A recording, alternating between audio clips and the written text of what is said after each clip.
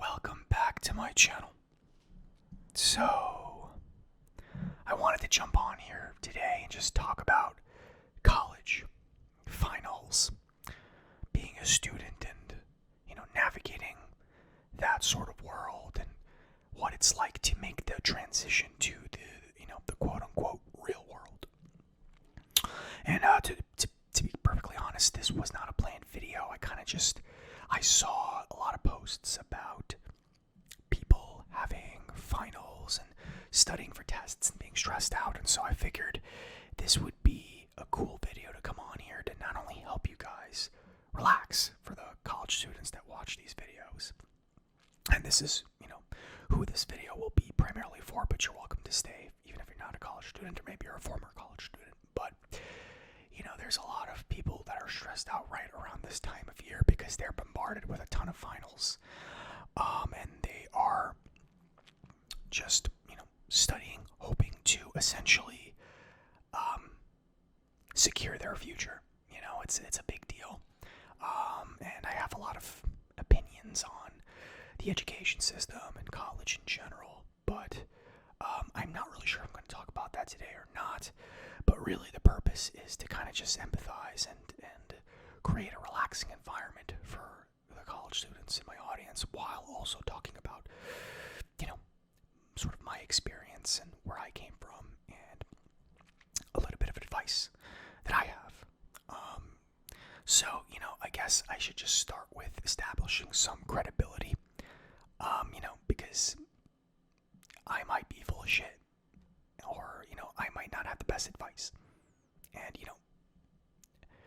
your situation is going to be different from someone else's. So my advice may not be applicable to you specifically. So just keep that in mind. But in regards to me, I can talk about myself and you can kind of establish whether or not we have a similar sort of background, upbringing, path, so to speak. So, I am currently 28 years old. I grew up in Brooklyn, New York, and I have a full-time career in marketing. So, I started college in 2010. I did terribly on the SATs in high school, so I wasn't a good test taker, and I didn't study. I didn't take any prep classes, and so I bombed on the SATs. So what ended up happening is I did not get accepted to any of my choice schools, and so I had to go to a less ideal school, and I was there for a year. This was around 2010 to 2011. Following that, I knocked it out of the park, right? I passed all my exams. I got a 3.7 GPA, and I transferred to a much better school. It was a business school where I began to study accounting. Now in high school, you're kind of forced to pick a major. And oftentimes, as an 18-year-old, you're not really sure what that major should be. And so you end up picking something that is not best suited to your skill set, to your interests, to your personality. And so that's exactly what happened to me. So I was in accounting for 2 years, right? From 2011 to approximately, I want to say 2013. And I ended up dropping out of accounting after 2 years because I was miserable and I wasn't really good at it, honestly. I remember like it was yesterday. It was a cost accounting class, and I had to drop it because it was the final and I did terribly.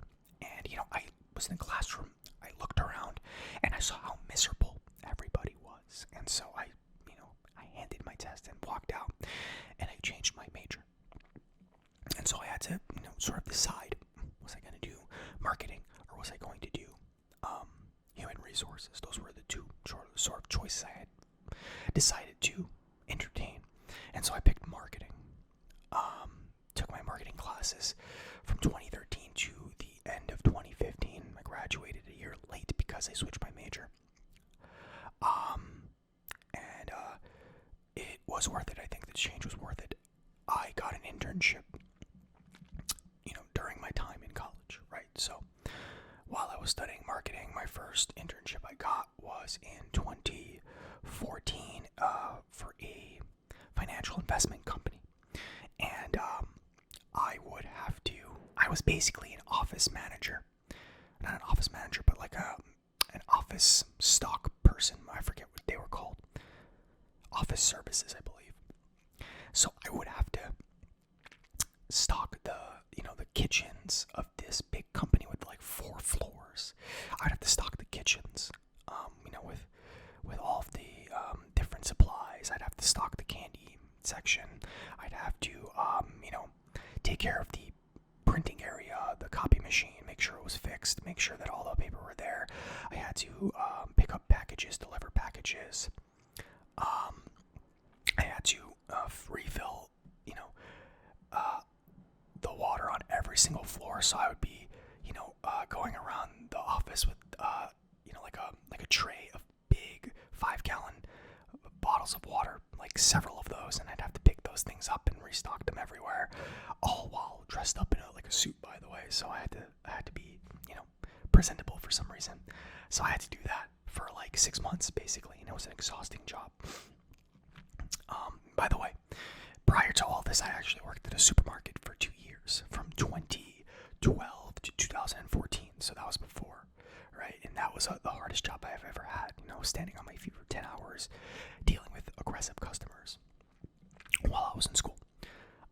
But fast forward to the financial company. I was there for 6 months, and then I ended up leaving. My internship was completed, and I went to another company in January, where I was the worst company I've ever been at. I was yelled at constantly by several different individuals. All the while I'm going to school and I'm taking my marketing classes, and I'm working on projects and exams and things of this nature. I know that depending on the major that you have, it's going to be different. For marketing, it was a lot more focused on projects, less focused on tests. There were exams, but they were not like 85% of your grade. Projects were about half, because that's kind of how the marketing world actually works. Projects are important, not exams.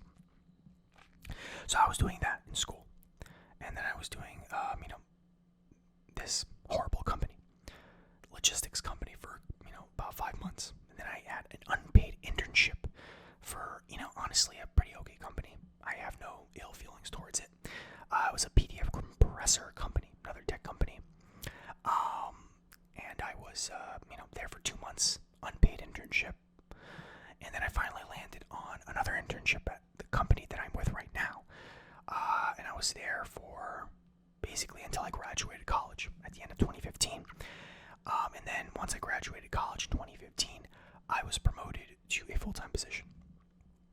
And so I've been with that company for the past 4 years, basically. And I got promoted there. And, I'm actually leaving the company next month in January to go to a new company. I'll be getting a raise and all that good stuff, as in more of an email specialized person. All this to say is that I have navigated the field of college, right? Exams, internships, all that stuff. And so I understand a thing or two, I think, about how to really make the best of it. And so, when I speak, I'm speaking from experience. And you might say, okay, well, you're 28 years old, I'm 22. You don't really have that much more life experience than me. And, the age difference isn't that great, but I think that's exactly why the advice is so important, because it's crucial and timely. Because yes, I am the same age group, but, a lot can happen in the next 5 to 6 years. So, what I will say is, if you feel like the major that you're in, number one, is not, if you're not happy with it, switch. Even if you have to graduate a year later, it's going to be worth it, because you will ultimately be happier. I did, and I'm doing good, right? I have a career, I have my own place, pay my own bills. I'm my own person, and it took a long time for me to get to this point. There were times where I never thought I would, and you might be feeling that way too, and that's perfectly okay. Especially when you're navigating the college landscape, you might be filled with a sort of anxiety about the future. Am I going to be able to find a job? Am I going to get a good GPA? Am I going to be able to, graduate in time and all of these things. But what I will say is, first and foremost, make sure that the major that you're in is the one that you really have your heart set on, because you want to graduate, with a degree in something that you're going to be miserable in. So that is probably the biggest piece of advice I can give, I think, because I am speaking from experience in that sense. Second piece of advice is, do not underestimate the value of internships. Internships are going to build your experience, and it's going to contribute to you being able to network, get more opportunities, or even possibly like I did, get a job straight out of college. So do not sleep on internships. Exams and getting a good GPA, those things are great, but you cannot substitute that for actual real world experience. If you're just gonna take classes and pass exams, but your resume is blank, it's going to be so much more difficult to get a job. So definitely, and I apologize, people are making noise above me, don't sleep on those on internships. Make sure that you can find one, even if it's like I did. My first internship was stocking freaking soda and water on in a corporate office, unrelated. But even if you get something like that, at least to build your resume a little bit, to show some sort of work ethic. And then honestly, you might have to take an unpaid internship. You might have to take some crappy opportunities to even build up that experience at first. But it's going to be worth it, because you'll have a resume and you'll be able to speak to that resume and get other opportunities that you're more interested in. So definitely try to obtain internships. Look into your college, if it has any programs. My school had a site that was dedicated to job postings, internships, things of that nature. So I utilized that, and that's how I found my current opportunity, or my previous internship that led to my current job. So definitely utilize that. I'm sure your colleges are not doing this, but they cannot promise you a job. Just because you have a degree doesn't mean you're going to get a job. That's the thing. It doesn't mean anything. Because the fact of the matter is, in my opinion, and I've believed this for a while, but I almost feel as though college is a little bit of a scam, where you're paying so much money for a degree, but a degree doesn't guarantee you a job.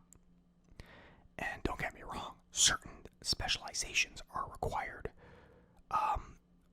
need required schooling. You can't teach yourself how to be a doctor on YouTube. But there's other professions that honestly you can learn these things on the internet, take a course, and then that's it. So that's kind of what I think in relation to college. But, if you're in college, you're already in it for the long haul. So I do not advocate for dropping out or anything of that nature. But I will say, one thing that I would have done differently perhaps is I would have entertained the possibility of trade school, possibly getting a trade. And that's something that is honestly still not totally impossible for me. But right now, marketing is where I'm at, and I'm going to explore that career for a little bit and see how I feel, 5 years or so, once I work for a couple of different companies. So, yeah. And, another piece of advice I have is exams. When it comes to exams, don't believe that because you are studying for an exam, that information is going to somehow translate to actual experience in the workforce. It is not going to do that. It is not real world experience. Exams are basically you are learning the rules of your specific class, your specific subject, and you're passing a test. After, and I'm sure you've already experienced this, it goes right out, in one ear and out the other. So, if it is a major, if it's a class that's connected to your major, definitely take those PowerPoint slides, if you have any available, and save them onto your computer. If it's a book, purchase the book and keep it. Like, for example, I have a digital marketing book that I had for one of my classes a couple of years ago, and I actually kept the book because I thought it was valuable. I have a bunch of PowerPoint slides on my work computer still to this day from a marketing course I took in 2015 because I thought it was useful. And I did end up applying some of those principles. Basically what I'm saying is you will learn things but then forget them.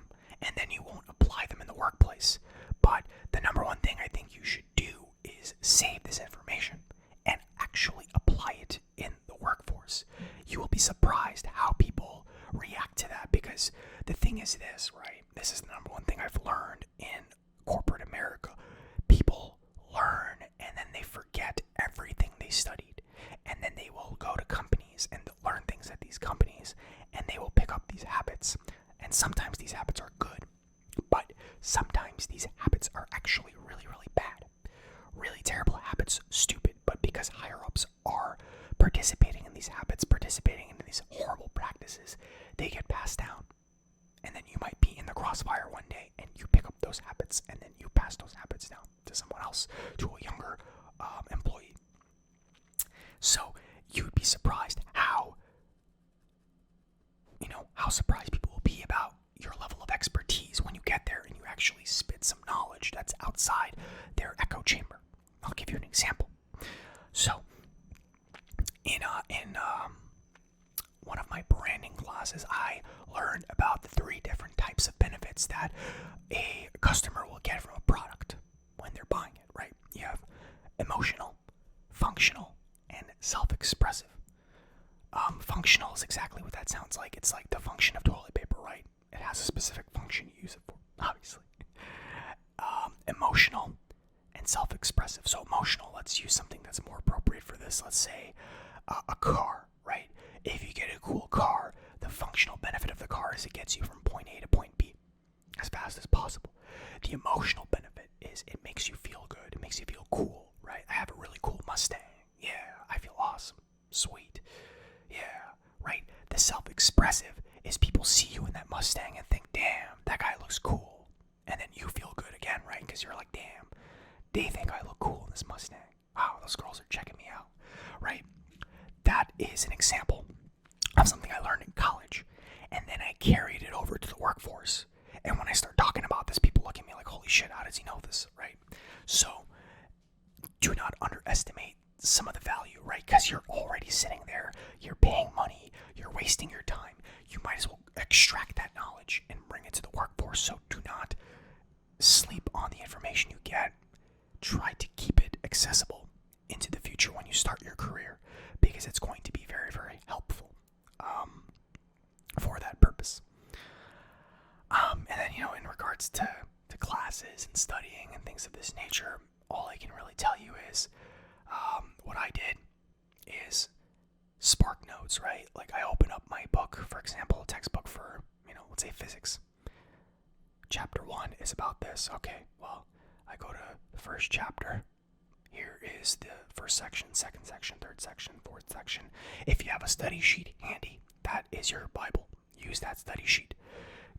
I'm sure you don't do this, but definitely don't read line for line everything in the textbook. Don't do that. You're wasting your time. You need to understand the specific points that, the professor's going to test you on. That's what's important. You don't have enough time with your other classes to read the freaking physics textbook like it's a novel. There's no time for that. You have to speed it up. And that's going to be translated to the workforce, right? You're going to have to come up with problems or solutions to problems quickly. You're not going to have, a month to find a solution. You're going to have maybe a week at best. Sometimes less than that. Sometimes a couple of days. So that's something that you're going to have to understand. The same goes for projects, right? Do not assume that, car going by, apologize for that. Do not assume that professors giving you 2 months for a project is reflective of the real world.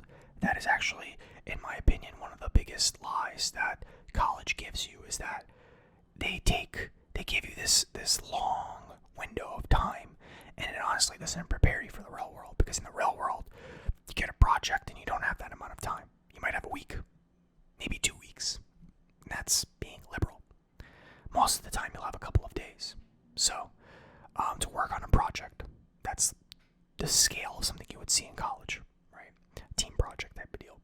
So that's something that definitely, if you get a project, if you have the time, try to complete it as fast as possible, because that is going to be reflective of the real world. Just, so that you know. And then in regards to like presentations and things like this, it gets easier with each presentation. If you still get nervous public speaking, it gets easier. I used to be terrified just without even thinking about it. When I started college in 2011, I was very anxious. I was an anxious person with social anxiety. Today, I'm definitely still an introverted person. I'm not the person that's going to walk into a crowd and just introduce myself to everybody, but social interactions don't make me that nervous anymore. And public speaking in front of people doesn't make me nervous anymore. I've done enough presentations and public speaking to not really be fazed by it, right? And you guys see me do these videos. These videos have helped me tremendously as well. Because this is completely unscripted. I'm on here, I have an idea, stuff I want to talk about, and I'm just rapid firing, without really stumbling on my words, without really messing up or losing my train of thought or just having nothing to say. This is great practice. So that kind of does connect into my next point, is that college is great, internships are great, but definitely if you can, try to find a side project, a side hobby that you can really dive into. This channel, for me, has helped me tremendously with being able to just think quickly, split second, rapid fire.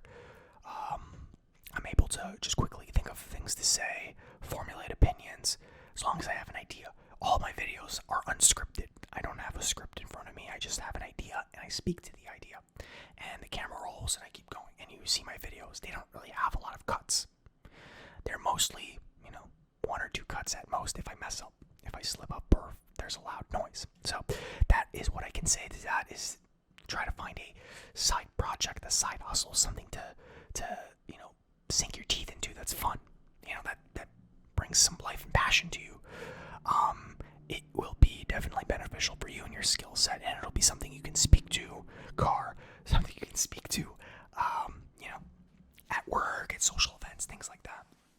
So, yeah. Wow, that's a lot, right?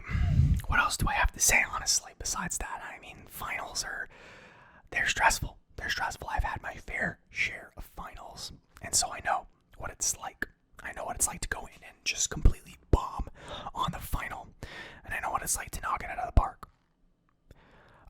All I can really say is one test is not going to change your future, right? It is a series of tests that will change your future. So even if you mess up on one test, just know that that's one test out of, hundreds you're going to take if you're early on in your career, your college, in your journey in academia, shall we say. So habits are important. Studying, reinforcing that studying habit, it will lead you to success. Because most of this stuff, let's be honest, it's not rocket science. It's just learning the rules of that specific subject and applying those rules on a test, and then passing, and then moving on. That's all it really is. So, it really is that simple. It really is that simple. So, one more thing, I guess, and I know that this was supposed to be like a college advice thing, but a lot of my advice is after the fact, right? The transition to the real world. When you go to corporate America, let's say, for instance, or any job, I guess, you will have political events. I call them, I think my phone just went off. Let me make sure I shut this off here. You will go to parties, right? Like happy hour parties, things like that. Not like a college party. Okay? Not like a college party. Settle down there. They'll be like work events. When I first started as an intern, I was skipping out on these events because I was just like, oh, I don't know anybody. I don't want to go. It's going to be awkward. Do not do that if you can. Here's my advice for you if you're one of those people like me that you don't really enjoy going to these things and, schmoozing people. The best thing you can do, which will help you in both ways for yourself and professionally and politically, is to show up for a little bit. Show up, save face, and then Irish goodbye. Slip out the back. No one will be none the wiser. You show up for an hour and then you leave. I have done that at so many work events. No one ever asks, but they do ask if you don't show up to the party, right? If they don't see you, they're just like, hey, why didn't you show up to the party? What happened? And then you become that guy, right? You become the person who never goes to anything. So don't do that. Instead, show up for an hour, have a couple of drinks, have a good time, and then slip out the back. No one is going to say anything because honestly, nobody's paying attention. Nobody really cares how long you stay. They simply care if you don't show up. It's weird. It's political. It's total BS in my opinion, but it is the way that people are wired. So that is the best way you can navigate it, in my opinion. So I think that's the last piece of advice I have for you guys this evening. If you have any other concerns, questions, things you think I could be able to answer, feel free to leave a comment down in the comment box below, and I'll do my best to answer and hopefully help you guys. I know it's almost over, and you're gonna have a nice month off, so you'll be. It's almost over. You're almost out of the woods. So, yeah, thank you guys for watching this video, and good luck in your finals. I'll talk to you in the next video. I've almost messed it up. See, I almost messed up the outro. I was doing so good. I'll see you guys in the next video. Take care.